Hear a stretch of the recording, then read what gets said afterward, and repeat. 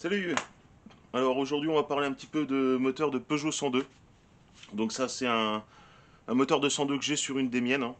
C'est un 102 que j'avais remonté il y a quelques années pour un ami qui est décédé depuis. Donc du coup je me retrouve avec une 102 que j'avais quasiment refaite à neuve il y a quelques années. Donc entre-temps elle a roulé et du coup je l'ai réservée pour la donner à mon petit neveu parce que bah, moi elle me prend de la place et clairement je m'en sers pas à part pour aller chercher le pain une fois de temps en temps. Donc je l'avais refaite intégralement, mais il y avait des choses que je ne pouvais pas faire à l'époque, comme par exemple recentrer les vilebrequins. Il se trouve que le vilebrequin qui était dessus d'origine, c'était une véritable saloperie. Donc j'ai récupéré un vilebrequin de Vogue sur une des Vogue que j'avais, pour pouvoir le remettre dedans, virer l'allumage à vis platiné pour pouvoir en profiter pour mettre un allumage électronique, remettre tout un embrayage de Vogue complet, parce que moi les vilebrequins que j'avais, c'était un vilebrequin où l'espèce de petite rondelle noire qui va dans l'embrayage, là qu'il faut pas se gourer de sens, en fin de compte elle était remplacée par une rondelle plate. Et j'arrivais pas à trouver l'empilement pile poil pour que l'embrayage il arrête de me casser des cloches, parce qu'en fait l'embrayage fonctionnait mais il me cassait des cloches en série. Donc depuis tout ça s'était remis en ligne, il y a pas de problème. Le truc c'est que le vilebrequin de Vogue que j'ai, et ça je ne le savais pas, il avait presque 1 mm de faux rond. Donc à l'époque j'avais refait mon moteur correctement, hein. Jusque là il n'y a pas de problème.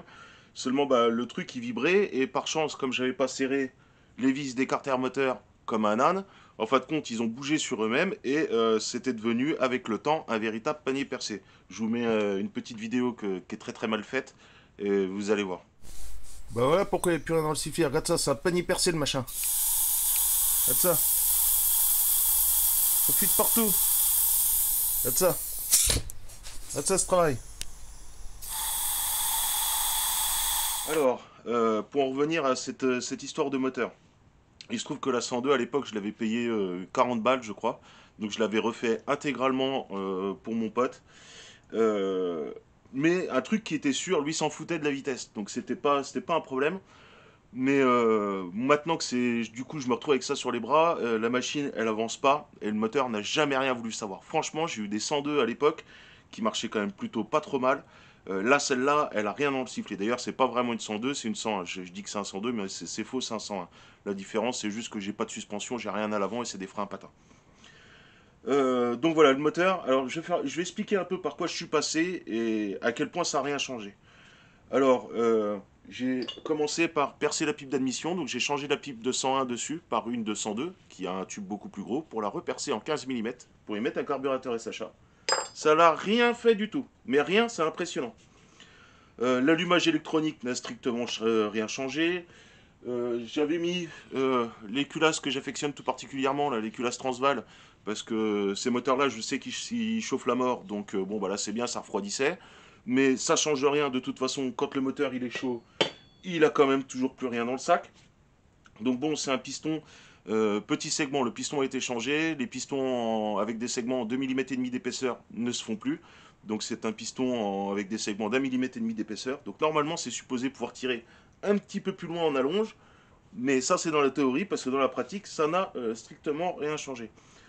Dans la liste d'autres trucs que j'ai essayé de faire, il y a les pots d'échappement.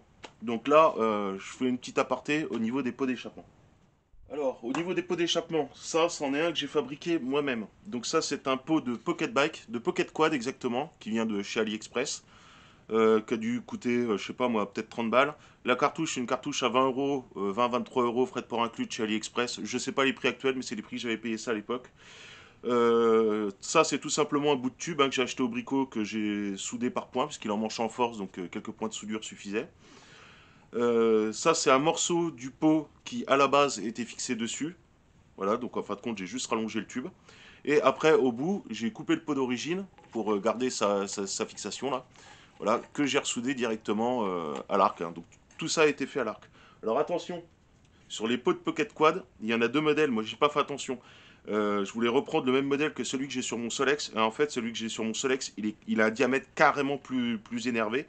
Je ne l'ai pas vu sur la photo, ça se voit pas au premier abord, mais il faut faire gaffe. De ces pots-là, il y a deux diamètres différents. Je voulais un gros diamètre, j'ai pris un petit sans faire exprès. Je ne savais pas à cette époque-là il y avait deux diamètres différents. Donc voilà. Donc la cartouche, comme c'est du merdonium, ces pots-là, pareil, je l'ai soudé par point. Ça fuyait pas, mais c'était limite, donc j'ai mis de la pâte de soudure à froid. Comme c'est uniquement pour faire de la jointure Bah, évidemment, ça a pas bougé, hein, vu qu'en dessous c'est soudé correctement. Donc voilà un petit peu ce que j'ai utilisé comme truc, enfin comme échappement dessus, pour essayer de voir si on pouvait gagner quelque chose. Ça n'a rien changé, c'est impressionnant. En fin de compte, en pointe, j'ai dû passer de 33 km/h à peut-être 37 km/h en tirant, en insistant dessus comme un débile, donc j'ai gagné de la longe. Mais en coupe, ça n'a rien changé. Bref, rien n'a changé. C'est impressionnant à quel point ça n'a rien changé. Alors, à part le fait quand j'arrive en pointe, il brille plus. Par contre, du coup, j'ai plus le permanent qu'il y avait avec le pot d'origine, peu importe le gicleur que je mettais. Là, je l'ai plus. C'est bien, le moteur il tourne rond. Mais bon, en soi, ça change rien. Alors, ne faites pas la connerie que moi j'ai fait de prendre ce pot-là. À la base, c'était quand j'ai refait la 102. Il y a énormément de pièces vu que c'était pour mon pote. Il y a énormément de pièces, j'y ai fait cadeau, j'y ai fait cadeau de la peinture, j'y ai fait cadeau du pot, j'y ai fait cadeau d'énormément de choses, parce que voilà, il me l'a racheté vraiment, j'y vendais vraiment pas cher, mais je voulais qu'il en aille pour son argent, je crois que je voulais y revendre 150 euros. Donc voilà, comme je voulais pas y vendre 150 euros, entre guillemets un tas de rouille avec un pot d'origine, mécaniquement fiable, mais voilà, finalement pas si fiable que ça, parce que bah, le moteur finalement, 4 ans plus tard, faut quand même que je le réouvre alors qu'il a pas tant de kilomètres que ça. Mais bon, ça c'est les aléas de la mobilette. Donc niveau des pots d'échappement, l'idéal ce serait de partir sur un pot de pocket bike. Alors il y a des pots de détente de pocket bike qui se faisaient, mais il y a à peu près, ça fait au moins 3 ans, qui disparaissent tous les uns après les autres. Je vais essayer de vous retrouver des liens pour vous les mettre dans la description. Si j'arrive à vous les retrouver, mais là je garantis rien, je vais faire ça au montage. Franchement je garantis rien. Là je vous mets quelques photos sur l'écran du type de pot qui était encore trouvable il y a jusqu'à 2 ans, 3 ans à peu près. Donc voilà, c'est des petits pots de détente, ça paye pas de mine. C'était génial parce que bah, du coup, il y avait juste à couper, faire son raccord, et voilà, basta, et ça allait plutôt mal. Après, au niveau des échappements, il y a aussi, je crois que c'est 50 Factory, si je ne dis pas de bêtises. Oui, c'est ça. Il y a 50 Factory qui refabriquent des pots pour 102. Le problème, c'est que 310 balles le morceau de ferraille, quoi. Putain! Franchement, ça fait mal aux couilles, hein. Je sais pas si ça coûte aussi cher parce que c'est des très petites séries et tout. En plus, de mémoire, il me semble avoir vu quelqu'un s'en plaindre sur un groupe parce qu'il l'a acheté, il l'a monté, il a fait 100 bornes et le truc, il a déjà commencé à casser. Donc voilà, 300 balles le pot, franchement, ne faites pas cette connerie-là. Ne partez pas sur le petit pot que j'ai pris, prenez au moins le volume supérieur. Voilà, ce sera le même prix. Après, si vous avez un petit peu plus de budget, partez sur un pot de détente de pocket bike si vous arrivez à en trouver un parce que ça se fait super rare. Soit vraiment vous avez de l'argent et vous savez pas quoi en faire, alors vous allez chez 50 Factory, vous faites 2 clics, vous prenez leur pot. À quel régime ils s'accordent, tout ça, j'en sais foutrement rien. Moi je pense que, franchement, au visuel du pot, moi je pense qu'il est pas déconnant pour un 102. Ça ressemble un peu, grosso merdo, à un RGD pompe petit modèle. Voilà. J'ai contacté une personne qui est beaucoup plus calée que moi dans le domaine du 102, et ça j'en reparlerai tout à l'heure, qui m'a dit que ces pots-là s'adaptaient bien dessus. Donc comme ça a un gabarit assez similaire, je pense qu'effectivement, il avait raison, et ce pot-là doit relativement bien fonctionner dessus. Mais 300 balles le morceau. J'aime pas faire de la pub et de citer des noms, mais franchement, si vous voulez vous refaire faire un corps de pot sur mesure pour votre 102, vous prenez les mesures et tout, allez voir Best Perf, Sigley Benoît. Voilà. Allez le voir lui, vous prenez les dimensions d'un pot qui vous paraît cohérent, vous demandez à quelqu'un si vous n'avez pas le pot, genre le RGD à pompe, un truc comme ça, si vous ne l'avez pas, vous demandez à un collègue de vous prendre les mesures du pot, tout simplement. Vous faites un plan, vous lui demandez à lui qu'il vous le fasse. Je ne connais pas ses tarifs, mais je crois qu'on est en dessous de 200 balles pour un pot fait sur mesure. Voilà, bon, vous aurez que le corps, hein, je crois qu'il fait pas les cartouches. Mais par contre, vous aurez le corps. Après la cartouche, vous prenez n'importe quelle cartouche qui vient de n'importe où. Vous lui donnez pour qu'il ait l'anthrax, ou vous lui communiquez l'anthrax, et lui il va vous refaire un pot. L'avantage aussi c'est que c'est du 100% Made in France, et qu'au moins le truc bah, sera pas déconnant quoi. Puis s'il y a une soudure qui pète, vous lui renvoyez, il vous refait un cordon, vous récupérez votre pot, voilà. Je pense qu'il doit y avoir un minimum de SAV avec lui, et niveau qualité, je veux dire, il n'y a pas à chier. C'est pas comme... j'aime pas dire du mal, mais 50 Factory ou VSX ou Scootfast ou peu importe, hein, ou si le pot qu'ils vous vendent c'est de la mauvaise qualité, vous pouvez toujours les appeler, ils en ont rien à faire. Ce qui est un peu normal de leur point de vue en fin de compte, hein. Je les incrimine pas, hein, c'est de leur point de vue c'est un peu normal. Mais là voilà, si vous voulez un pot, allez contacter, c'est un petit gars français qui fait ça. Vous en aurez mieux pour votre argent, je veux dire, quitte à ce que le pot il coûte au-dessus de 200 balles, Là, vous en aurez mieux pour votre argent. Toujours pareil, il y a une autre personne aussi, je suis pas là pour faire de la pub, mais comme j'en ai cité une, je vais en citer une deuxième. Un Solex Gump aussi qui fait des poses sur mesure. Alors lui, ses tarifs, je les connais pas. Il me semble que pour les cartouches, c'est affiché sur le site de Solex Gump. Mais par contre, pour les pots, je sais pas, ça doit dépendre des matériaux, des trucs. Donc voilà. Donc voilà tout ce que je peux dire au niveau des pots sur les 102, les différentes façons de faire. Choper déjà des pots tout prêts, soit en merdonium comme ça, pas cher. Et après, bah, niveau qualité, c'est comme moi. Hein. Moi, ça fait des années qu'il est dessus, il a pas bougé, mais bon, en termes de performance, c'est pas ouf. Soit vous prenez un pot de pocket bike, pot de détente. Je pense que niveau performance, ça peut pas être pire, hein, ça c'est sûr, ça pourrait être que mieux. En plus, niveau encombrement et tout, c'est pas mal pour un petit 102 ou petit 101. Soit vous le faites faire sur mesure et ça vous coûtera quand même moins cher. Vous aurez très certainement de la meilleure qualité que sur 50 Factory. Et en plus de ça, vous aurez fait travailler les petites mains des Français. Voilà, c'est toujours ça de prix. Maintenant, on passe au moteur, à ce que j'ai envie d'y faire et ce qui va quaquer, ce qui va pas quaquer. On va passer à ça tout de suite. Alors, j'ai contacté un sachant au niveau de ces moteurs-là, un sachant sachoir correctement. C'est une personne, c'est simple, je ne veux pas dire son nom, mais grosso merdo, si vous cherchez de la prépa 102 dans Google et que vous tombez sur une dinguerie, une chance sur deux, voire même deux chances sur trois, c'est sur lui que c'est sur une page à lui, sur son blog à lui que vous allez tomber. Il a vraiment fait des bonnes dingueries, donc c'est quelqu'un que j'en ai mis sur Face de Plouc. Et donc je lui ai demandé un peu ce qu'il en pensait de ces moteurs-là, parce que moi j'ai déjà une idée de comment je vais le faire, mais je voulais savoir si j'allais faire de la merde ou non. Et je savais à l'avance que j'allais faire de la merde, mais je voulais vraiment confirmation. Donc la merde, je vais quand même la faire. Donc on va en discuter de tout ça. Et donc voilà. Alors quand on veut faire prendre de la puissance à un moteur, la première chose qui vient à l'esprit, c'est tout de suite, enfin pour moi, hein, c'est remonter les diags, foutre les latéraux à ras le point mort bas et voir comment ça va se dérouler par la suite. Ça, c'est vraiment, c'est le premier truc que je fais. Est-ce que c'est bien, est-ce que c'est pas bien? Ça dépend des cas. Là, dans ce cas-là, c'est sûr et certain, ça va faire de la merde. Mais je voulais quand même l'essayer, je voulais quand même faire ce truc-là. Parce que dans toutes les configs que j'ai faites, quand on aligne les latéraux à ras le point mort bas, qu'on accorde le diagramme d'échappement et le rapport volumétrique qui va avec, parce que bon, bah, du coup, je peux usiner une culasse, forcément, ça y aide. Alors, au niveau des culasses, il se trouve que moi, dans mon stock, maintenant, je commence à en avoir quelques-unes. Hein. Donc là, j'en ai une 203 qui avait déjà été faite, qui avait déjà été tapée. Voilà. J'en ai encore une autre. Alors là, c'est bien parce que c'est une polygonale. Donc bon, bah certes, l'intérieur, il est moche, il est dégueulasse, mais là, pour un 102, clairement, je m'en fous. Là, j'ai la culasse qu'il y avait dessus, que moi, j'avais mis dessus, hein, qui n'a pas été touchée, tapée de quoi que ce soit. Celle-là, elle est complètement stock. Et j'ai réussi à retrouver dans mes stocks sa culasse d'origine, ce qui va me permettre de mesurer son rapport volumétrique d'origine. Je priais pour pas m'en être débarrassé de cette culasse pour reprendre les valeurs d'origine, que évidemment je n'ai plus avec le temps. Donc la première chose qui vient à l'esprit quand on veut faire prendre de la puissance à cette saloperie, enfin moi qui me vient à l'esprit, c'est d'aller modifier un peu les diagrammes. Quand on augmente les diagrammes de 5 degrés, on perd pas vraiment en couple et on gagne quand même pas mal en allonge et voire même pas mal en puissance. 5 jusqu'à 10 degrés, 10 degrés, franchement, ça commence à jouer pas mal sur un moteur. Surtout en allonge. Par contre, plus on commence, c'est clair, le couple il se casse la gueule. Hein. Plus sur des petits moteurs comme ça, le couple il s'écroule. Bon, ça c'est un fait.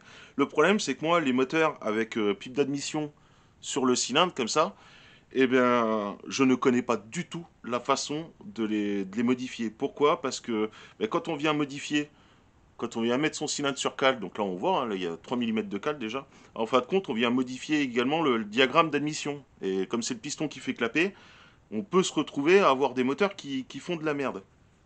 Donc, ce sachant, quand je l'ai contacté, il m'a dit surtout ne mets pas des diagrammes complètement éclatés. J'ai dit les diagrammes que je voulais mettre, donc je vais vous les citer. Donc là, j'ai mis 3 mm de cale à l'embase.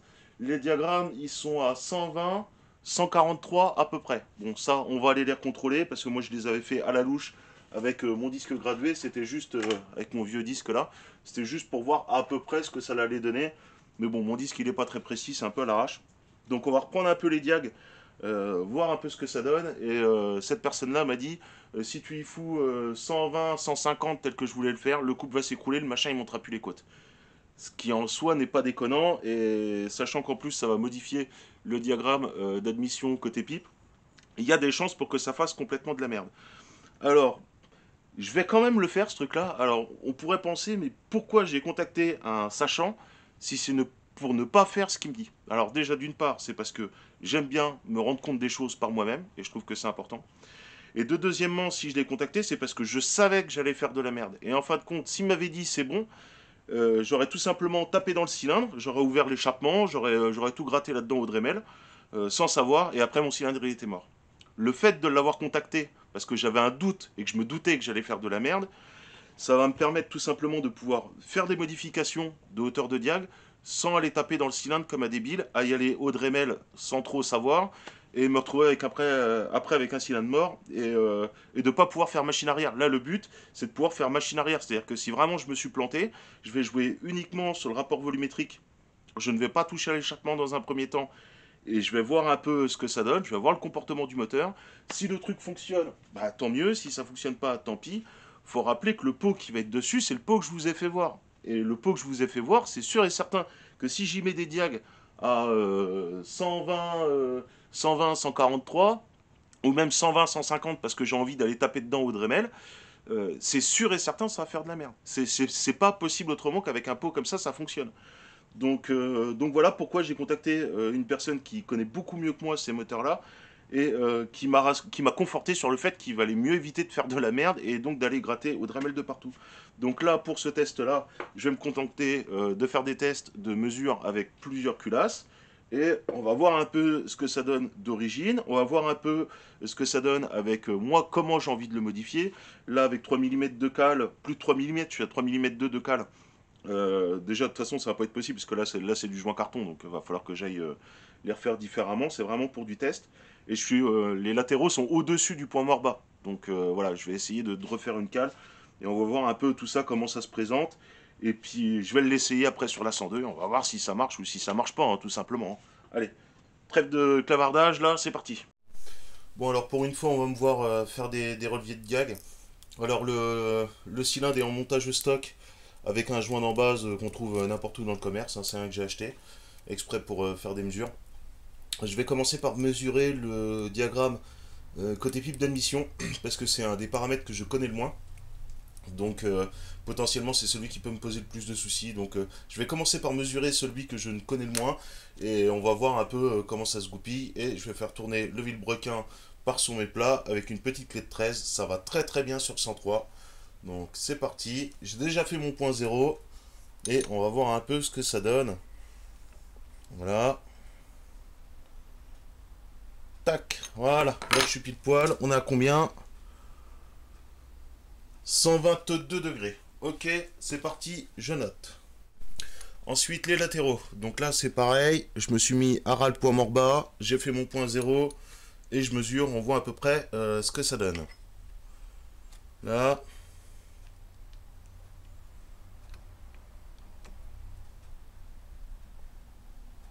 Là, il est fermé. On est à 96,5. Je note. Bon, maintenant vérification de l'échappement. C'est pareil, je me suis remis au point zéro. C'est parti. Je remonte. Là. On est à combien? On est à 110 degrés. Je vais arrondir à 110. C'est 110,2, mais je vais arrondir à 110. Bon, donc là on voit clairement que les diagrammes sont complètement éclatés. Là, moi, franchement, je sais pas vraiment quoi faire avec ça. 96,5 degrés à l'admission et 110 à l'échappe, mais c'est complètement, mais c'est... Putain, j'ai l'impression de me retrouver sur un Solex, quoi. C'est vraiment éclaté. Franchement, c'est éclaté. Là, je sais pas ce que je vais faire avec ça. Bon, je vais commencer par rehausser petit à petit. Les diagrammes que j'ai donnés tout à l'heure, que je m'étais marqué au tableau, je les ai pris la veille, et c'était donc avec deux gros joints cales comme ça, super épais, qui étaient un peu trop épais. Donc je vais essayer d'en mettre un petit peu moins, de façon vraiment à avoir les latéraux à ras le poids mort bas. Et je vais refaire les mesures et je vais voir un peu comment ça se comporte au niveau de l'admission, de l'échappe, et surtout au niveau de la pipe d'admission, parce que je le répète, hein, c'est le paramètre qui me fait le plus, euh, le plus peur, entre guillemets, dans l'ensemble, dans le sens où vraiment ça peut aller foutre la merde, quoi. Donc de toute façon, je mettrai aucun coup de lime dans le cylindre piston. Pour des raisons évidentes que j'ai pas envie de le foirer en fait le cylindre, surtout que ces cylindres là c'est introuvable. Après sinon faut passer sur un cylindre de bébé Peugeot et faut refaire une pipe d'admission donc c'est chiant. Donc voilà, donc je vais voir un peu comment ça se comporte et puis on va voir ce que ça donne. Allez. Bon, du coup, là j'ai rehaussé donc mon cylindre de millimètre et demi, hein. Donc je reprends les paramètres de la pipe. On reprend les mesures qui, moi, me chagrinent un petit peu parce que c'est le paramètre que je connais le moins, je le répète. Hop, donc j'avais déjà mis à 0 et là on est à... Ouais, on va arrondir à 111. Allez, je note. Ok, donc là, ouverture des latéraux, mon point 0 et je regarde un peu ce que ça donne avec ma cale. Voilà. Là, je suis à 115,3. Bon, on va garder 115. Ensuite, on fait l'échappe. Donc, c'est parti pour l'échappe. J'ai déjà fait mon point 0, comme d'hab. Hop. Tac. Pile poil. Là, je suis à 127 degrés. Ok, je note. Donc, c'est parti pour l'échappe. J'ai déjà fait mon point 0, comme d'hab. Hop. Tac. Pile poil. Là, je suis à 127 degrés. Ok, je note. Bon, donc j'ai pris le rapport volumétrique. Alors là, on est en dessous de 6,5. Donc ce que j'ai pris, c'est 6,5 en admettant que le cylindre fasse réellement 50 cc. En vérité, ces cylindres-là, ils le font pas. Je sais qu'ils font un peu en dessous de 50 cc. Donc on a un rapport volumétrique qui est réel de 6 et des brouettes. Mais je veux dire, les 6,5, on les a pas. Donc voilà, donc bah là clairement, là c'est hors de mes compétences d'arriver à modifier ces trucs-là. Là, je sais pas. Donc, bah, pour aujourd'hui, l'épisode va s'arrêter là. Parce que, bah, déjà, là, ça doit être super long, ça doit être super chiant. Dans la suite, on va voir. Je vais tester plusieurs culasses et je vais voir un peu ce que ça donne. Selon moi, avec mon habitude et ma façon de faire, je dis pas que c'est la bonne, hein, mais avec un 2,5 mm de cale à l'embase, comme je l'ai dit tout à l'heure, avec un diagramme d'échappe à 127. Pour moi, un rapport volumétrique à 8 est tentable. Donc là, on est en dessous de 6,5. Avec les diags un peu remontés, je pense qu'on peut monter à 8. Je pense qu'on peut monter à 8 sans péter le moulin. Donc je vais tester tout simplement mes deux autres culasses. Je vais voir avec les épaisseurs de joint. Et je vais voir un peu ce que ça donne. Je vais faire des relevés. Mais là, clairement, je vais voir la suite plus tard. Je vais prendre le temps de me gratter un peu la tête parce que là, c'est clairement en dehors de mes compétences, hein. Là, c'est archaïque. Je sais même pas comment un moteur comme ça pouvait fonctionner à l'époque. C'est un truc de fou. Donc bah voilà, je vous emmerde pas plus longtemps. C'est fini pour aujourd'hui. Et puis bah on verra la suite demain ou après-demain quand j'aurai repris ce moteur à tête reposée. Allez, salut.